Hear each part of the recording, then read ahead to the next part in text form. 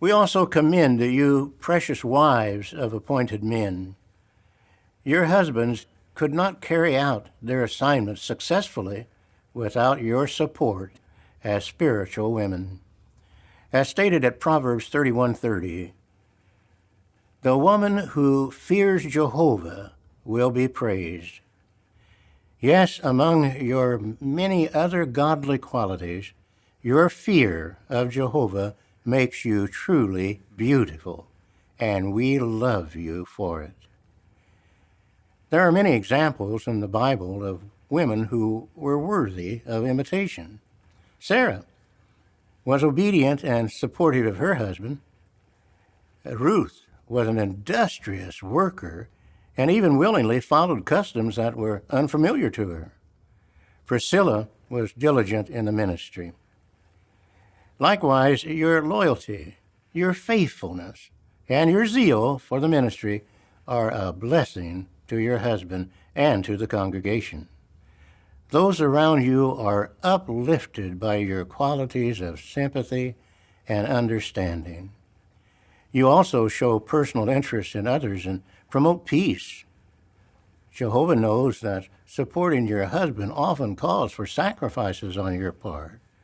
At times, you're caring for family needs, while your husband is caring for congregation matters, such as making shepherding visits. You willingly make these sacrifices so that your husband can care for God's sheep. Please know that Jehovah appreciates all your hard work and the loving support you give your husbands. The governing body feels toward each of you what is stated at Ruth 3:11. Everyone knows that you are an excellent woman. Be assured that we also appreciate you single elders and ministerial servants. We see how you use your singleness to unselfishly care for the congregation. Thank you for your fine work. Samuel heard of the governing body there at the conclusion of the 2025 Kingdom Ministry School, inadvertently giving Jehovah's Witnesses the best pickup line ever. Everyone knows that you are an excellent woman. I may try that and see if that works. But no, this is a talk, an appearance that Sam Hurd is making, obviously pre-recorded, and it's intended for not just elders and ministerial servants, but also wives of elders. Again, this is all material we're not supposed to be seeing. This is purely confidential for the people attending the Kingdom Ministry School, so you're not going to be able to see this on jw.org. There isn't too much for me to add, but I do think it's a very telling insight into the perceived role of women in the Jehovah's Witness religion, particularly women who are married to elders. They are expected to fear Jehovah. That point was made very clearly. You know, and what does it say about a religion if you're supposed to be living in fear? I know there's supposed to be a difference between godly fear and actual fear, but for me, fear means fear. And any system or ideology that relies on fear seems self-evidently to be unhealthy and toxic.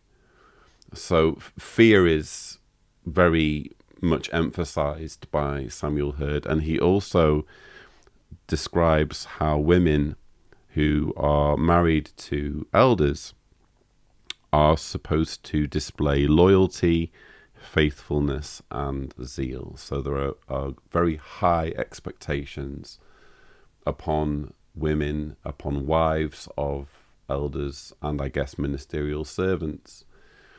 And isn't it a shame that they can't just focus on themselves? They can't just focus on their marriages. They've got to be this support to their husbands.